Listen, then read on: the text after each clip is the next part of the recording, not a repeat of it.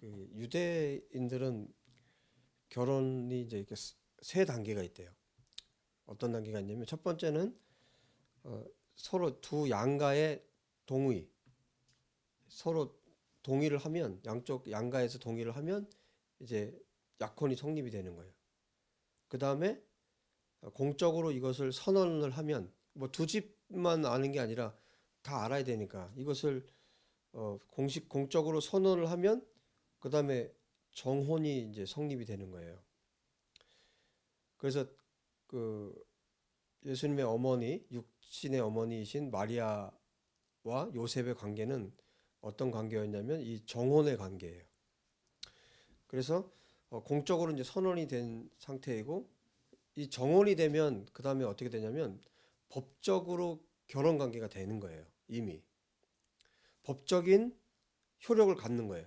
그래서 예를 들어서 파혼을 하려면 정식으로 파혼 증서를 그리고 이혼 증서를 내줘야 되는 거예요. 그래서 근데 이제 어, 정혼을 했어도 결혼을 할 때까지는 성관계를 할 수가 없어요. 이게 이제 그 유대 법이에요. 그래서 예를 들어서 정혼 관계인데 뭐 다른 남자와 관계를 맺었다. 그럼 어떻게 되냐면 지금은 그렇진 않지만 어, 모세 율법에 의해서 돌로 쳐서 죽여버리는 거예요. 그 여자가 죽임을 당해야 되는 거예요. 그 지금 마리아가 지금 임신을 했잖아요. 마리아가 임신을 했는데 어떤 상태에서 임신을 한 거냐면 그 정혼 상태에서 그걸 이제 히브리 단어로는 아라스라는 말을 쓰더라고요. 아라스. 그래서 이 약혼했다, 정혼했다 이거는 실제 결혼하고 같은 법적인 효력이 있는 거예요. 그 부부 관계만 하지 않을 뿐이지 이 법적인 효력이 있는 거예요. 그런데 예를 들어서 지금 마리아가 임신을 했어요. 남자를 알지 못했는데 그래서 마리아가 그 얘기를 하잖아요. 천사한테 가브리엘 천사에게 그러잖아요. 내가 남자를 알지 못하는데 그 얘기를 하는 게 그런 얘기예요. 어, 지금 마리아가 임신했다 이 사실이 알려지면 어떻게 되는 거예요? 죽는 거예요. 그 율법에 의해서 돌로 쳐서 죽이는 거예요. 그러니까 마리아가 이 말씀을 받아들인다는 거는 그러니까 거룩하신 분, 하나님을 잉태하는 거잖아요. 그러니까 마리아가 하나님의 자궁의 역할을 하는 거잖아요. 그 상황인데 마리아가 뭘 한 거냐면 지금 돌로 쳐 죽임을 당해도 당하겠다 이 얘기를 하고 있는 거예요. 자, 그 장면을 한번 성경을 통해서 한번 보겠습니다. 누가복음 1장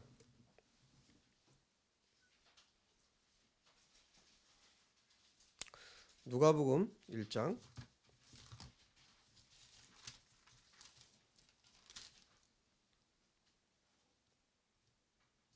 26절부터 보겠습니다.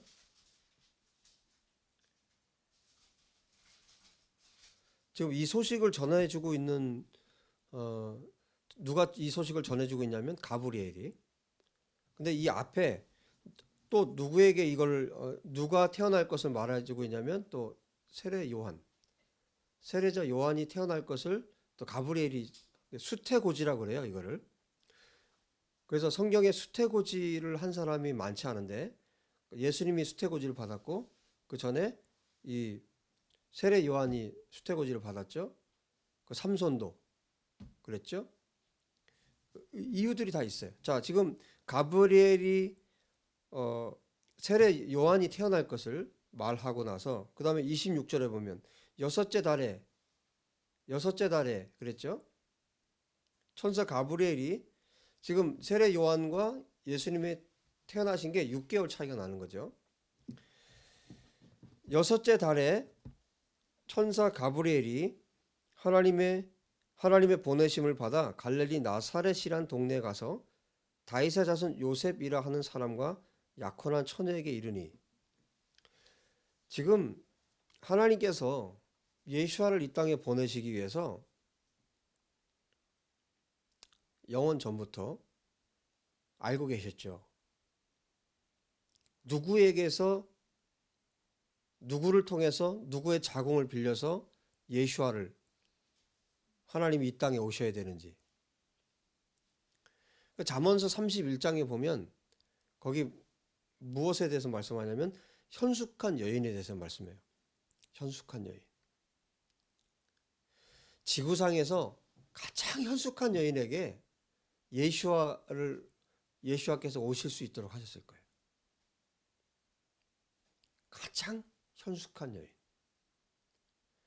하나님께서 보시기에 가장 그 현숙한 여인이 누구였냐면 바로 이 미리암, 이 마리아였어요. 정말 현숙한 여인. 하나님이 태어나셔도 될 만한 여인. 그 사람이 누구였냐면 마리아예요. 근데 이 본문을 계속 묵상하고 또 기도하면서 또 무엇에 대해서도 생각을 하게 되냐면 이 거듭남에 대해서 또 생각하게 됐어요. 우리가 거듭나는 게 뭐냐?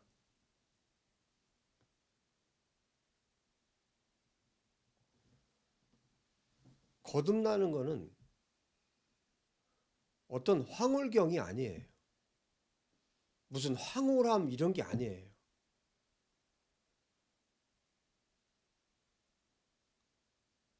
거듭나는 거는 실제 사건이에요.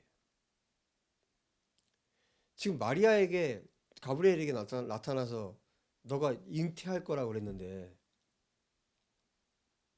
그리고 실제로 그 사건이 나에게 벌어지면 나는 죽는 거예요. 마리아가 이 말씀을 받아들였다는 얘기는 죽음을 각오한 거예요. 그리고 실제로 죽은 거예요.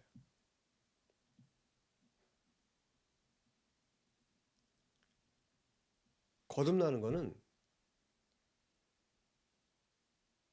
물과 성령으로 거듭난다는 거는 죽는 거예요. 완전히 죽는 거예요. 그리고 나는 없고 내 안에 예수와만 있는 거예요. 이게 모든 거듭난 사람들의 고백이에요. 사도 바울도 그렇게 고백했죠. 갈라디아서 2장 20절에. 구약의 선지자들을 보세요. 모두 다 동일하게 그렇게 고백할 뿐만 아니라 그렇게 살았어요. 마음으로 믿고 입으로 시인한다는 거. 마음으로 믿어서 의에 이르고 입으로 시인하여 구원에 이르느니라. 로마서 10장 10절에 바울의 가르침 다 동일한 말씀이에요. 선지자들 보세요. 예수아를 만나고 메시아를 만나고 하나님을 만난 선지자들은 그 후로 자기의 삶이 없어요. 오직 예수아만, 오직 하나님만 자기를 통해서 나타나기를 원했어요. 거듭남은 그냥 좋아서 눈물 흘리는 그런 게 아니에요. 어떤 황홀함을 느끼는 그런 게 아니에요. 거듭남은 죽는 거예요.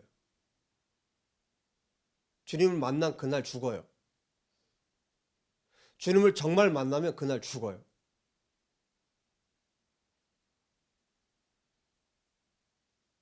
그리고 그날부터 예수아로 사는 거예요. 마리아가 이것을 받아들였죠. 가브리엘이 전한 하나님 말씀을 받아들였어요. 그날부터 죽은 거예요. 자기가 당하지 않아야 될 일들을 당하는 거예요.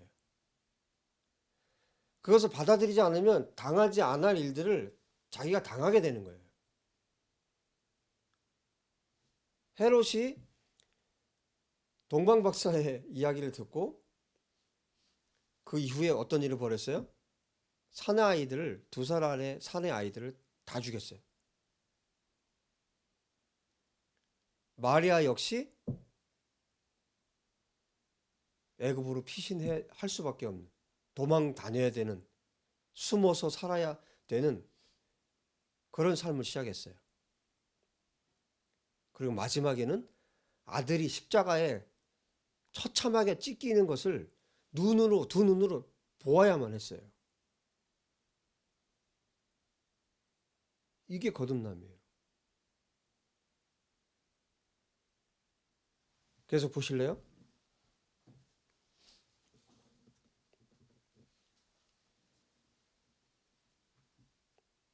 누가복음 1장 26절 보겠습니다. 6째 달에 천사 가브리엘이 하나님의 보내심을 받아 갈릴리 나사렛이란 동네에 가서 다윗의 자손 요셉이라 하는 사람과 약혼한 처녀에게 이르니 그 처녀 이름은 마리아라. 하나님께서 정말 오래전에 알고 계신 이 마리아, 그에게 들어가 이르되 은혜를 받은 자여 평안할지어다.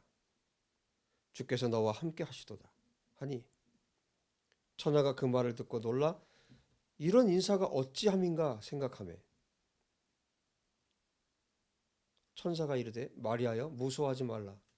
내가 하나님께 은혜를 입었느니라. 보라 내가 잉태하여 아들을 낳으리니 그 이름을 예수아라 하라. 그가 큰 자가 되고 지극히 높으신 이의 아들이라 일컬어질 것이요 주 하나님께서 그 조상 다윗의 왕위를 그에게 주시리니 영원히 야곱의 집을 왕으로 다스릴 것이며 다윗의 왕위를 주신다고 그랬죠.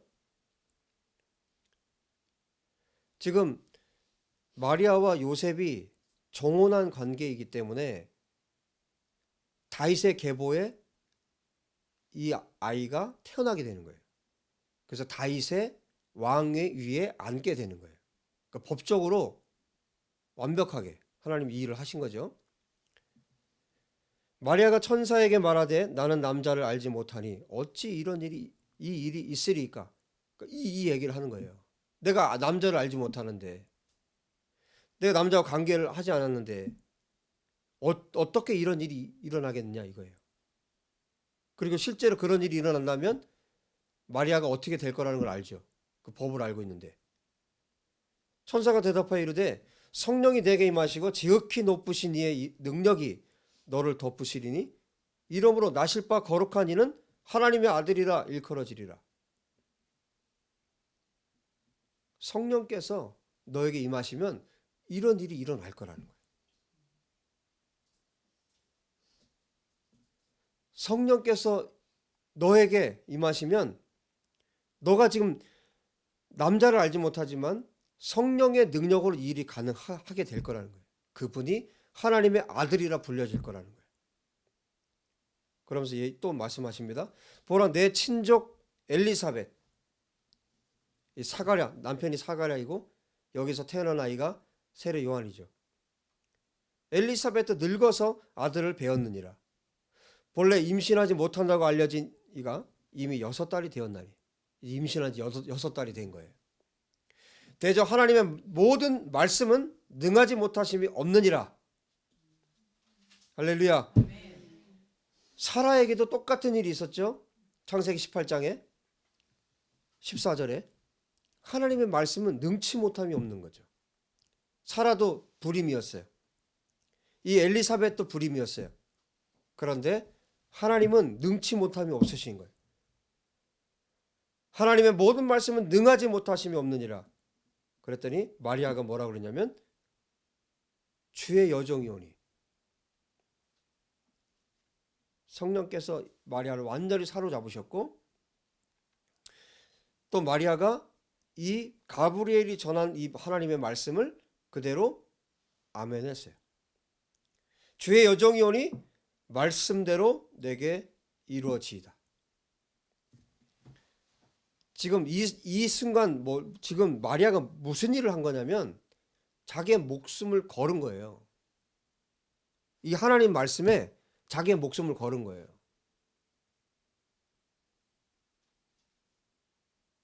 그럼 요셉은 어떻게 했을까요? 마태복음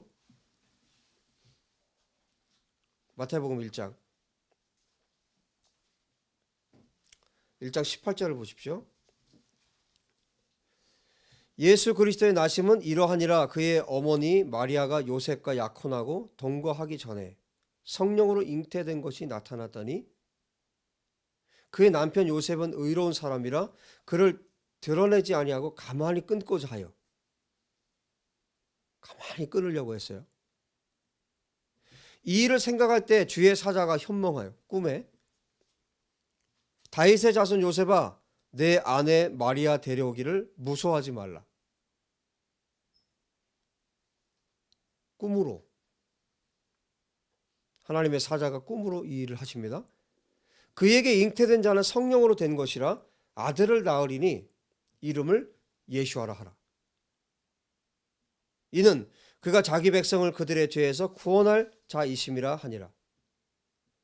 이 모든 일이 된 것은 주께서 선지자로 하신 말씀을 이리로 하심이니, 이르시되, 하나님의 말씀을 이야기를 해줍니다. 요셉에게 보라, 처녀가 잉태하여 아들을 낳을 것이요. 이사야 말씀이죠. 보라, 처녀가 잉태하여 아들을 낳을 것이요. 그의 이름은 임마누엘이라 하리라. 구약 시대에 이사야 선지자를 통해서 하나님이 이 말씀을 하셨어요. 처녀가 잉태하여 아들을 낳을 것인데 임마누엘이라 할 것이다. 그런데 한번 생각을 해보세요. 여러분 꿈에 주의 사자가 과거 아주 오래전에, 수백 년 전에 이사야 선지자를 통해서 하신 그 말씀을 너에게 이루어지게 하겠다 했다면 그걸 믿을 수 있는 사람이 누가 있겠어요? 요셉이 하나님의 말씀을 그대로 믿고 있어요. 받아들였어요.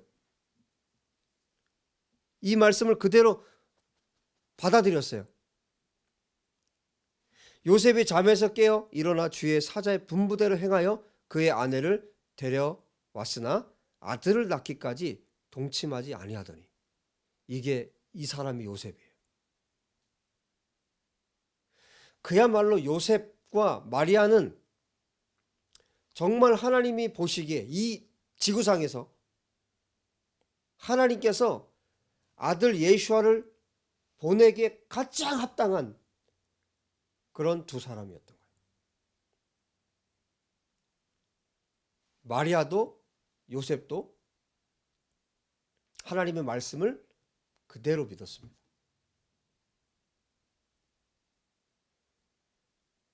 우리가 하나님을 믿는다는 것은 하나님이 하신 말씀을 믿는 거예요.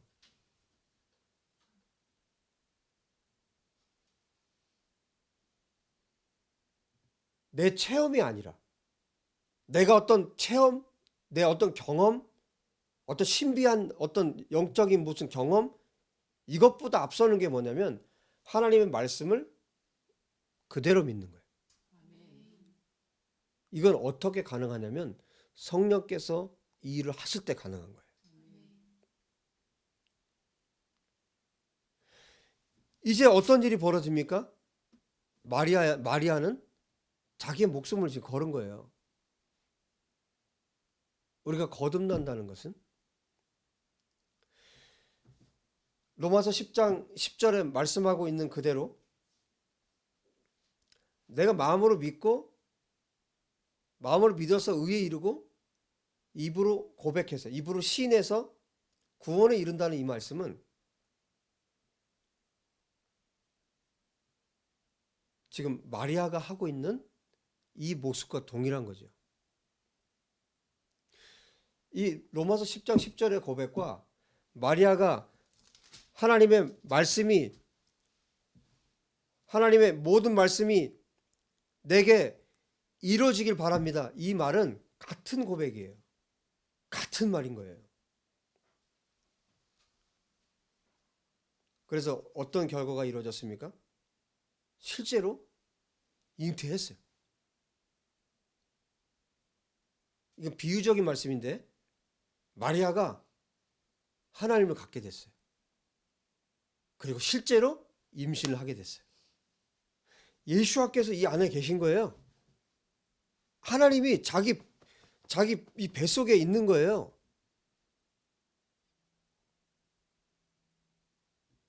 그날부터 마리아의 삶은 어떻게 되었을까요? 자기의 삶이 아닌 거예요, 이제.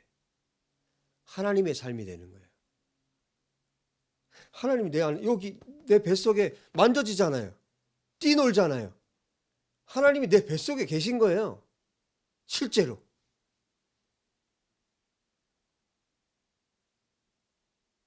성령께서 우리 가운데 함께 하신다. 우리가 거듭났다. 그분이 함께 하시는 거예요. 그날 이후로 이 사람의 삶은 이전의 삶과 완전히 다른 삶을 사는 겁니다. 내 마음대로 사는 게 없는 거죠. 아버지의 말씀이 이루어지는 것을 위해 사는 거죠. 아버지의 뜻이 하늘에서 이루어진 것처럼 이 땅에서 이루어지는 것을 위해서 사는 거죠.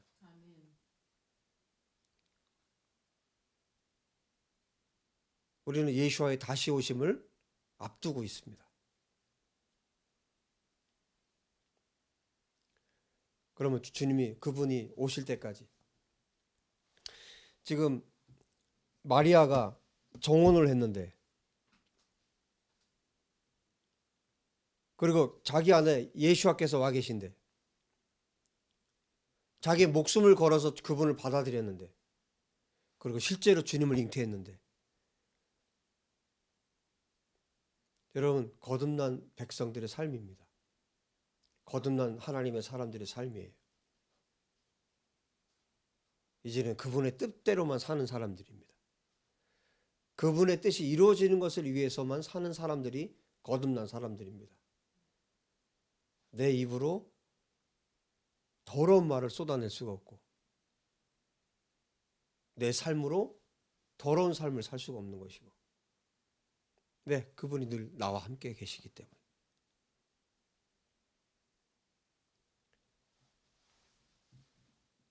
그래서 거듭남에 대해서 계속 생각을 해봤어요. 계속 묵상을 했어요. 거듭남은 정말 죽는 겁니다.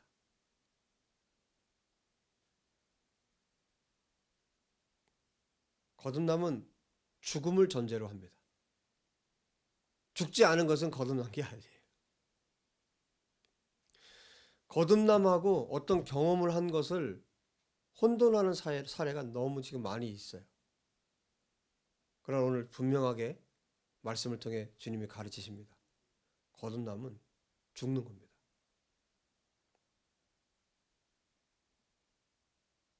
그리고 예수와 함께 죽고 예수와 함께 살고 예수와 함께 고난받고 예수와 함께 영광을 얻게 될 것입니다. 이게 거듭난 사람들의 삶입니다. 누가복음 1장 39절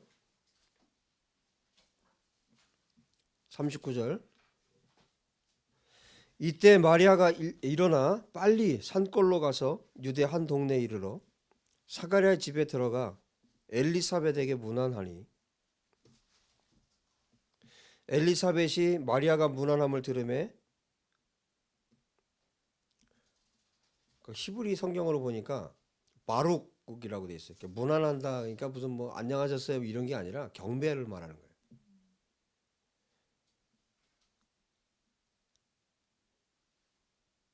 문안함을 들으매 아이가 복중에서 뛰노는지라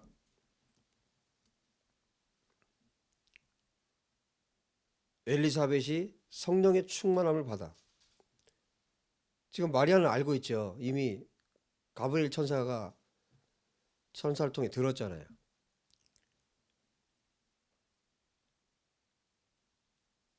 지금 무슨 사건이냐면 아주 성령으로 충만한 한 여인과 아주 성령으로 충만한 한 여인이 만난 거예요. 정말 예수와의 사람들이 만난 거예요. 정말 하나님의 사람들이 만난 거예요. 한 여인에게는 세례 요한이 지금 뱃속에 세례 요한이 있고 한 여인한테는 예수와께서 계시는 거예요. 이 두 여인이 만났어요. 여러분 어떤 일이 벌어졌겠어요? 여러분 우리의 만남이 그렇게 되길 바랍니다. 아멘. 우리 안에 예수와께서 계시잖아요. 성령께서 계시잖아요. 그럼 성령께서 함께 하시는 사람들이 만났을 때, 예수 안을 가진 자들이 만났을 때 어떤 일이 벌어지겠냐고요. 이 두 여인이 만나서 어떻게 했는지 아십니까? 석 달 동안을 여기 있었어요. 가기 싫지 않았겠어요? 두 사람이 만났는데, 세례 요한과 예수와가 지금 만났는데 가고 싶겠냐고. 지금 석 달을 함께 있었어요.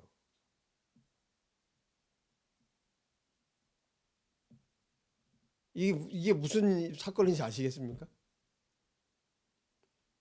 성령의 사람들은, 예수와를 정말 가진 사람들이 만나면 이런 일이 벌어지는 거예요.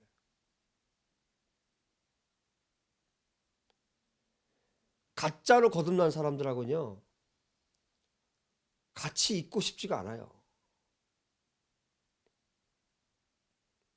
함께 할 수가 없어요. 영과 영이 거부해요. 지금 보세요. 이 장면을 한번 보세요. 41절에 엘리사벳이 마리아가 문안함을 들음에 아이가 복중에서 뛰노는지라.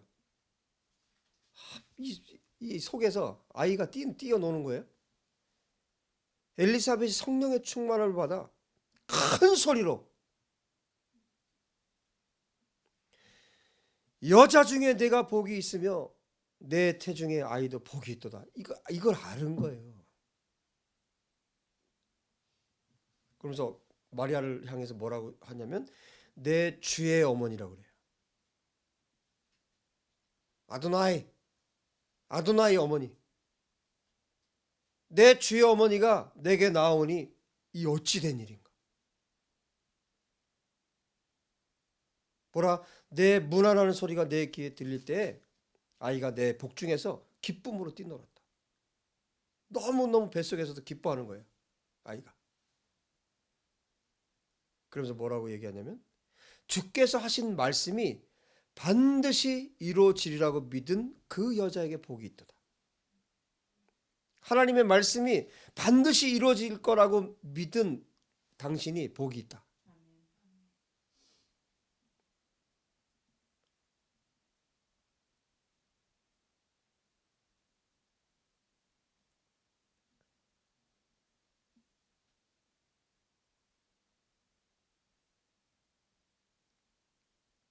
하나님의 말씀이 이루어지는 것이 우리의 꿈입니다.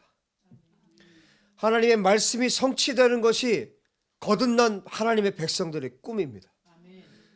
하나님의 말씀이 성취되고 이루어지는 것을 통해서 하나님이 영광을 받으시는 것이 이스라엘과 온 열방에 거듭난 하나님의 백성들의 유일한 소원입니다.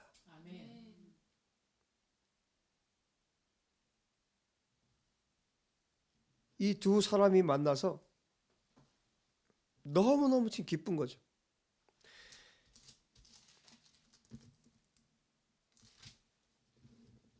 마리아가 이르되 내 영혼이 주를 찬양하며 내 마음이 하나님 내 구주를 기뻐하였음은 그의 여정의 비천함을 돌보셨습니다. 보라, 이제 후로는 만세 나를 복이 있다 일컬으리로다. 지금까지 예수와의 어머니 성령께서 주신 찬양이에요. 능하신 이가 큰 일을 내게 행하셨으니 그 이름이 거룩하시며 긍휼하심이 두려워하는 자에게 대대로 이르는도다.